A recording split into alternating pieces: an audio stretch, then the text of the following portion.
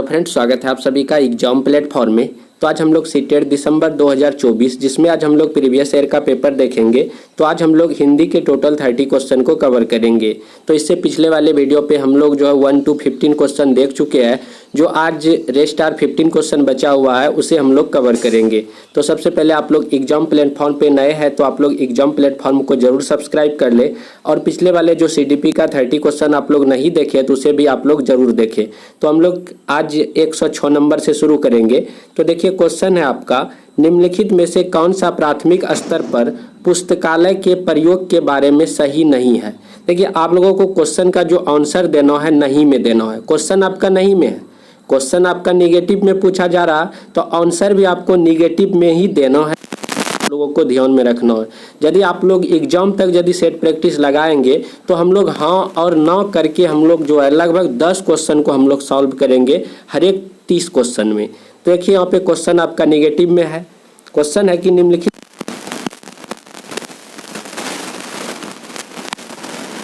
बारे में सही नहीं है। पुस्तकालय एक भंडार गृह के रूप में नहीं देखा जाना चाहिए, बल्कि तो पुस्तकालय को एक भंडार गृह के रूप में नहीं देखा जाना चाहिए, बल्कि उसे किस रूप में देखा जाना चाहिए वो आपको बताना है। देखिए, फर्स्ट ऑप्शन है, अध्यापक और दूसरे वयस्क भी पुस्तकालय में आदर्श पठन व्यवहार प्रदर्शित कर सकते हैं। बिल्कुल सही बात, ये पॉजिटिव बोल रहा है। पुस्तकालय में पाठ्य पुस्तकों का सस्वर पठन सर्वाधिक उपयुक्त रूप से हो सकता है। देखिए, ये बिल्कुल आपका सही बात है।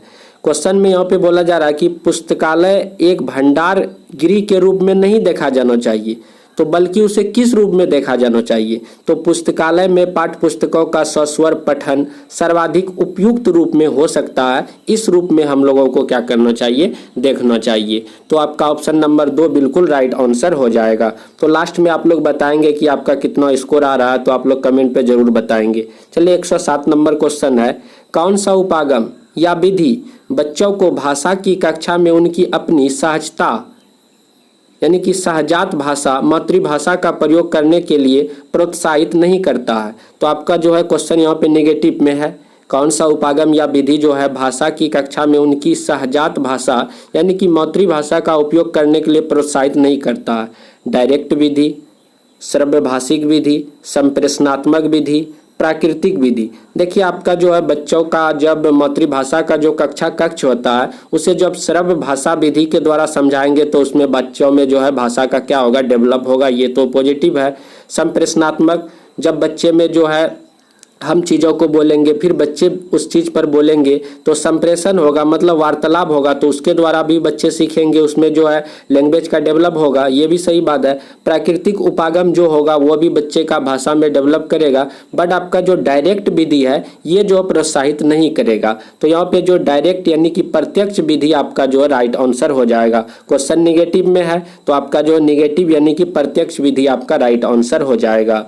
उसके बाद देखिए, वैसे भी जब आप लोग बच्चे को पढ़ाते हैं, एक यदि आपका भाषा का कक्षा है तो बच्चे को किसी भी चीज़ को डायरेक्ट रूप से नहीं बताया जाना चाहिए। बच्चे को जो उसे जो किसी चीज़ से आप जब उसे रिलेट करके जोड़ के जब आप पढ़ाते हैं तो वह ज़्यादा बेटर होता है। इसीलिए यहाँ पे कौन प्रोत्साहित नहीं करता, तो प्रत्यक्ष विधि आपका राइट आंसर हो जाएगा। उसके बाद है, साक्षरता अर्जित करने के लिए किसमें निपुणता यानी कि मास्टरी होनी चाहिए। साक्षरता अर्जित करने के लिए किसमें निपुणता होनी चाहिए आपको बताना है। तो आपका राइट आंसर आप लोग इस चारों ऑप्शन में बताएंगे कि क्या इसका सही जवाब होगा। यानी कि साक्षरता अर्जित करने के लिए किसमें निपुणता होनी चाहिए, तो डिकोडिंग और भाषा अवबोधन आपका बिल्कुल राइट आंसर हो जाएगा। तो डिकोडिंग और भाषा अवबोधन में क्या होना चाहिए, निपुणता होनी चाहिए, तभी साक्षरता अर्जित करने के लिए सबसे ज़्यादा उपयुक्त होगा। उसके बाद 109 नंबर क्वेश्चन है आपका, राष्ट्रीय पाठचर्या रूपरेखा द्वारा रेखांकित दक्षताओं को प्राप्त करने में प्रत्येक बच्चे की प्रतिभागिता को समर्थन देने वाला समावेशी, स्वागतीय और आनंददायी परिवेश सर्वाधिक उपयुक्त तरीके से कैसे सृजित किया जा सकता है आपको बताना है। फर्स्ट ऑप्शन है, विकास के विभिन्न आयामों से बच्चों के कार्य का प्रदर्शन करके। बिल्कुल फर्स्ट ऑप्शन आपका बिल्कुल सटीक है। यानी कि राष्ट्रीय पाठचर्या रूपरेखा जो है आपका रूपरेखा द्वारा रेखांकित दक्षताओं को प्राप्त करने में प्रत्येक बच्चों की प्रतिभागिता को समर्थन देने वाला समावेशी, आनंददायी परिवेश सर्वाधिक उपयुक्त तरीके से कैसे सृजित किया कर सकते हैं आप लोग। तो इसके लिए जो है क्या चीज़ जरूरी है, इसके लिए विकास के विभिन्न आयाम से बच्चों के कार्य का प्रदर्शन करके आप लोग जो है इस तरह के कक्षा कक्ष बना सकते हैं। तो ऑप्शन नंबर 1 आपका राइट आंसर हो जाएगा। उसके बाद है 110 नंबर क्वेश्चन है आपका, कौन सा उपागम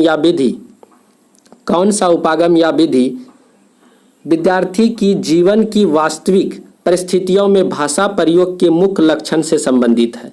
तो आपको बताना है कि कौन सा विधि जो है शिक्षार्थी के जीवन की वास्तविक परिस्थितियों में भाषा प्रयोग के मुख्य लक्षण से संबंधित है।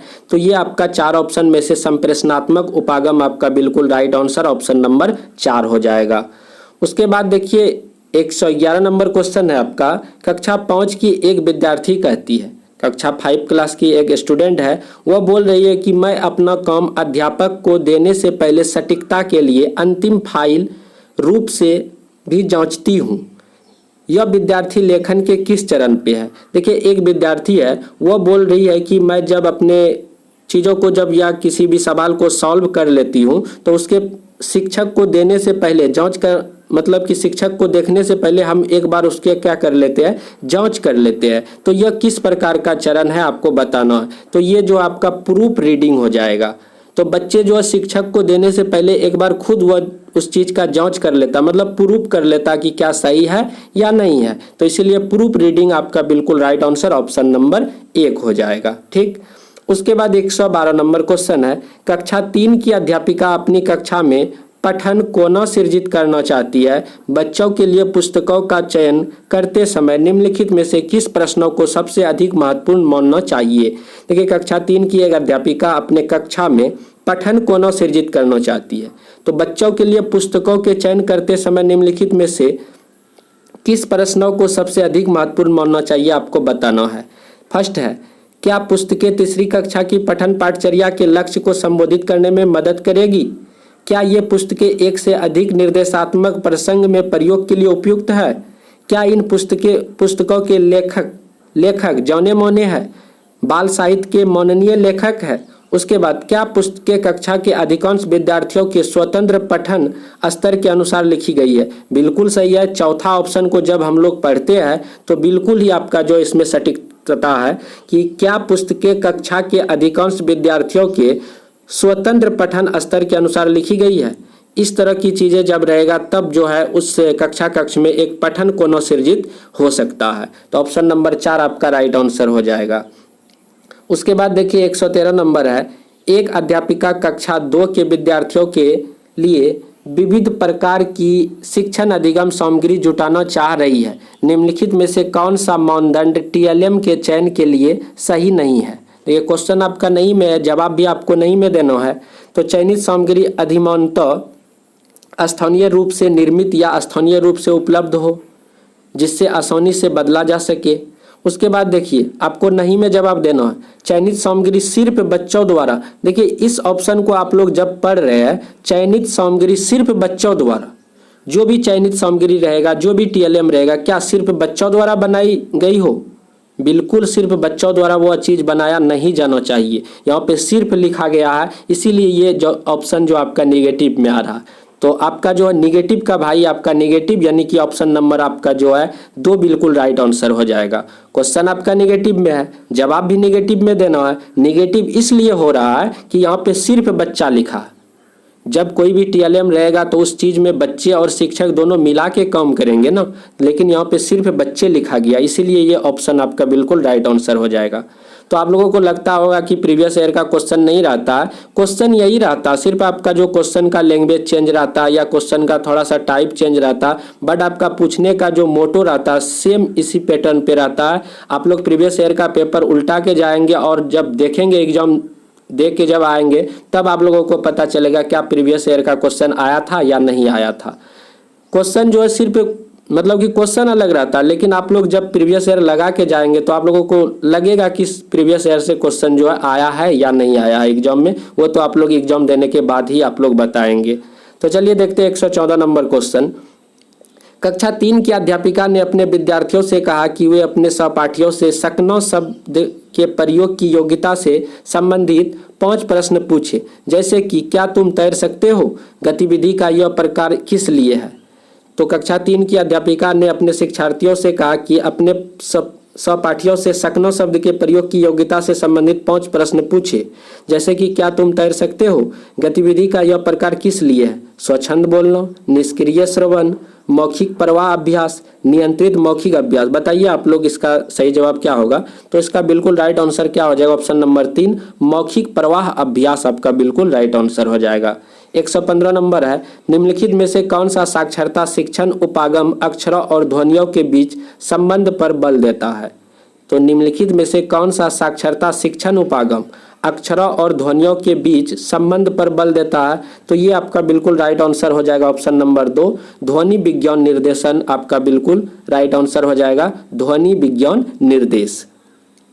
उसके बाद 116 नंबर क्वेश्चन है आपका, निम्नलिखित में से कौन सा व्याकरण शिक्षण को प्रभावशाली तरीके से पढ़ाने के बारे में सही नहीं है।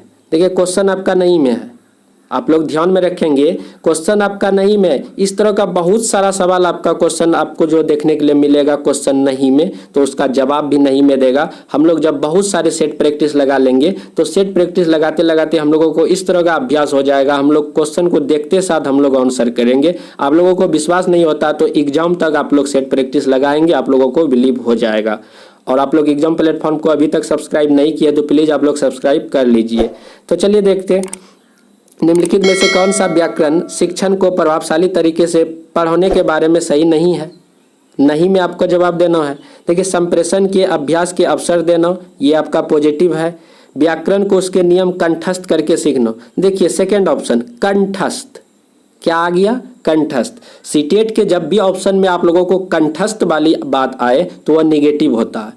चीज़ों को कंठस्थ नहीं कराना, चीज़ों को रटाना नहीं है, चीज़ों को समझाना है, बच्चे को समझाना है, उस चीज़ों को करके सिखाना है, बताना है, लेकिन बच्चे को कंठस्थ नहीं कराना, बच्चे को याद नहीं कराना है। जैसे ही कंठस्थ आया तो ये नेगेटिव टैग वर्ड हो गया, नेगेटिव का भाई, इसीलिए ऑप्शन नंबर 2 आपका बिल्कुल राइट आंसर हो जाएगा। तो 2 आपका कंफर्म है। 116 का कितना हो जाएगा, 116 नंबर का आपका ऑप्शन नंबर 2 बिल्कुल राइट आंसर है।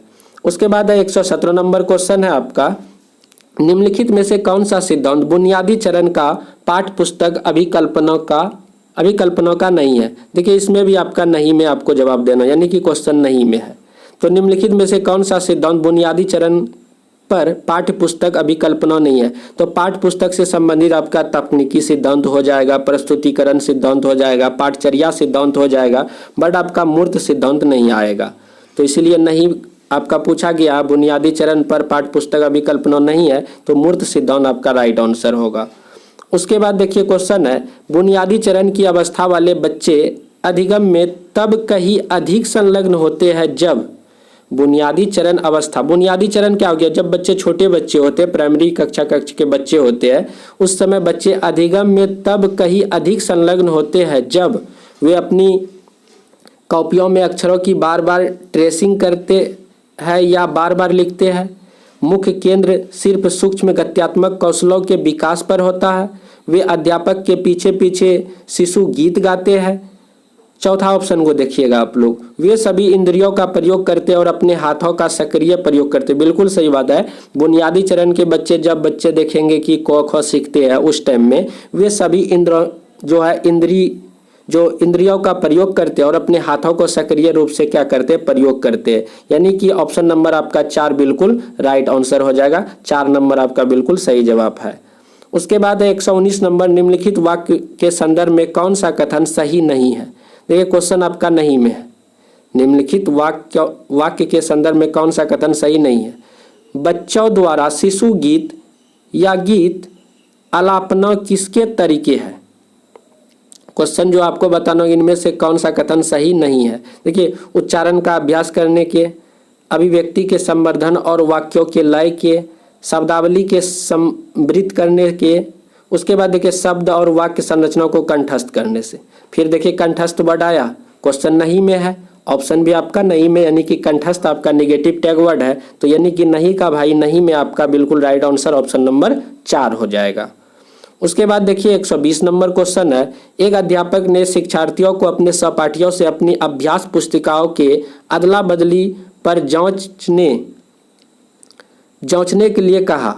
इस कार्य का उद्देश्य क्या है? देखिए एक अध्यापक ने शिक्षार्थियों को अपने सहपाठियों से बोला क्या, कुछ सही बनाने के लिए दिया बच्चों को, और शिक्षक बोले क्या कि अपना कॉपी जो आप अपने बगल वाले सहपाठियों को दे दीजिए, बगल वाला का कॉपी आप ले लीजिए और जांचिए किसका कितना सही हुआ। तो इसका उद्देश्य क्या है? तो इसका उद्देश्य क्या है? नई शब्दावली के प्रयोग का अभ्यास करवाना, विस्तृत पठन अभ्यास करवाना, उसके बाद सहपाठियों के काम की जांच की कौशल विकसित करना, संरचनाओं का नियंत्रित अभ्यास करवाना। तो ये आपका ऑप्शन नंबर 3 क्या हो जाएगा? विस्तृत पठन का अभ्यास करवाना, यानी कि ऑप्शन नंबर 3 आपका बिल्कुल राइट आंसर हो जाएगा, ऑप्शन नंबर 3। तो इस तरह से टोटल हम लोग 30 क्वेश्चन हिंदी के कवर कर चुके हैं।